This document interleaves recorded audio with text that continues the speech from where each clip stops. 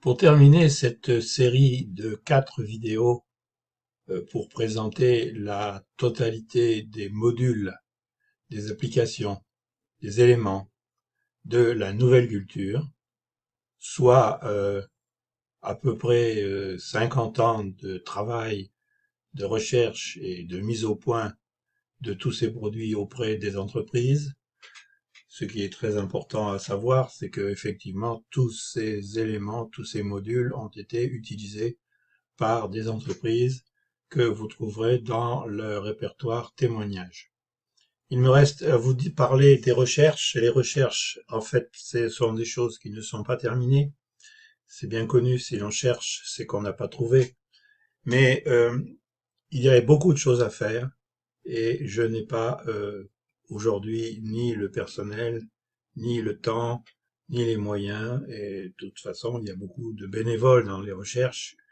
Et donc c'est quelque chose qui, je dirais, est plus du domaine du futur que du présent. La principale recherche, appelée le GSS, c'est une recherche qui a déjà un site internet qu'on va voir tout à l'heure. Le GSS, c'est le générateur de solutions stratégiques, repose sur une idée très simple. Vous êtes inscrit dans le système, vous avez un problème quelconque avec une personne quelconque de votre entourage, ça peut être personnel ou professionnel, vous voudriez faire ou lui faire faire quelque chose et vous avez des difficultés, eh bien vous inscrivez, vous vous présentez au GSS, il vous pose des questions, vous répondez à ces questions, il vous amène à poser des questions précises si vous n'êtes pas assez précis et que vos réponses sont relativement floues ou en tout cas abstraites. Et une fois qu'il a terminé, il vous conseille de pouvoir agir de telle ou telle façon. Il vous conseille vos futures actions. Il vous impose rien, mais il vous les conseille. Et il vous conseille jamais une seule façon de vous comporter, mais toujours au minimum 3, voire 4 ou 5. Et quelquefois même, il peut les serrer en disant la préférée, c'est celle-là, et la dernière, quand les autres ont échoué, voilà la dernière solution que vous pouvez avoir. Donc, ce sont des stratagèmes. Il vous propose des stratagèmes d'action pour résoudre le problème que vous lui avez posé. En fait, c'est les 50 ans de pratique qui me font dire que ce n'est pas considérablement difficile de trouver ça à partir du moment où on a la possibilité de programmer correctement et qu'on connaît les éléments du moteur de la recherche et des moteurs de la solution, pour trouver les solutions. Alors, les autres recherches sont des recherches du même style. Ce sont des recherches de pensée magique. En fait, c'est quoi la pensée magique? À partir du moment où vous agissez, non pas en fonction de ce que vous savez de sources sûres, mais à partir du moment à partir du moment de ce que vous croyez, si vos croyances mènent vos actions et non pas ce que vous savez, vos savoirs, des faits, alors vous êtes dans la pensée magique. Nous sommes dans la pensée magique une grande partie de notre vie, même pour prendre des décisions très importantes. Nous pensons que quelque chose est bon, on y va, mais nous n'avons pas la moindre preuve, nous ne faisons pas d'études sérieuses là-dessus, et nos gouvernants ou nos grands médecins, on a vécu ces temps-ci avec la crise du covirus machin truc, on a vécu effectivement, et on vit encore, des décisions qui sont totalement irrationnelles, qui sont du domaine de la pensée magique. Le livre d'ailleurs dont je vous ai parlé dans la vidéo 1, qui s'appelle Réveillez-vous, est un bon exemple de multitude de moments où nous sommes dans la pensée magique. C'est-à-dire que concrètement, et pour le dire de façon brutale, nous continuons à penser à peu près exactement comme les hommes et les femmes préhistoriques, pour autant que nous sachions comment ils pensaient, ce qui n'est pas certain. Ensuite, vous avez des recherches. Alors, ce sont les mêmes recherches, mais adaptées à des problèmes de société.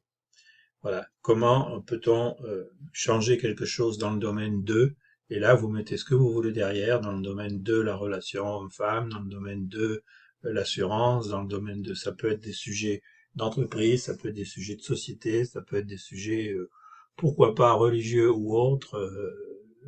Le problème, c'est qu'à chaque fois, il faut trouver un capitaine, quelqu'un qui connaît bien le sujet, quelqu'un qui connaît bien les méthodes et qui est capable de créer un groupe de recherche pour aboutir soit à des publications, donc des bouquins ou des articles, soit à des actions concrètes, donc à des applications sur le terrain. Une de ces recherches qui est purement intellectuelle, je dirais, qui est sémantique, c'est Assover. Assover, ça c'est quelque chose qui fonctionne un petit peu déjà, dans la mesure où je m'en suis servi avec certains clients, ce sont des études d'association verbale. C'est-à-dire que nous savons que si vous posez à des gens des questions du style, lorsque je vous dis parents, vous pensez à quoi?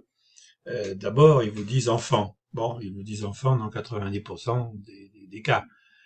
S'ils vous répondent caillou, ma foi, disons que sans juger plus avant, on va dire que ce sont quand même des originaux.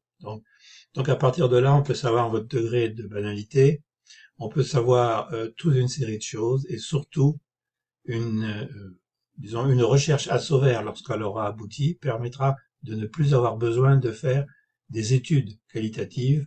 Il suffira de passer la méthodologie Assover avec l'ordinateur à un certain nombre de gens et on aura les résultats de comment il faut leur parler pour les amener à faire telle ou telle chose. Et dans ce cas concret, c'est toujours pareil. Mes clients, ils demandent toujours la même chose, vendre plus et vendre mieux. Voilà, vendre plus et vendre mieux, c'est pas la même chose. C'est deux choses différentes, mais ils veulent les deux. Donc voilà les recherches, et évidemment, elles sont pas exclusives. Les recherches, il y en aura toujours d'autres, on en trouvera toujours d'autres. Donc voilà, donc vous voyez ici, je reviens un peu en arrière. Voilà, voilà, tout ce que l'on vient a vu depuis le début. Avec ici, cotisation réseau Phoenix, et je vous ai expliqué en gros l'intérêt, les newsletters, c'est le démarrage, et ensuite, selon qui vous êtes, ce que vous êtes, vous avez le choix entre toutes ces choses-là.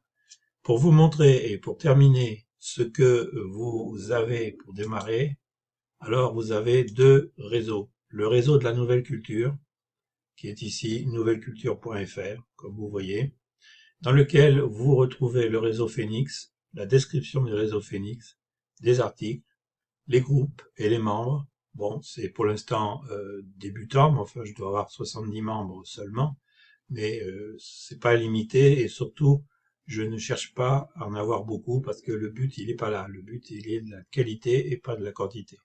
Vous avez ici les cours, donc ça c'est important, je vous ai parlé de 30 cours, si vous vous souvenez.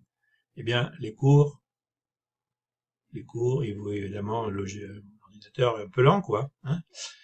Là, il est comme moi, il est fatigué là aujourd'hui. Voilà. Donc voilà ici tous les cours. Vous voyez que pour l'instant on n'en a qu'une dizaine. Un cours d'initiation à la nouvelle culture, ça vous l'avez vu tout à l'heure dans la liste des cours. Vous voyez qu'il est gratuit, mais en fait c'est pas vrai.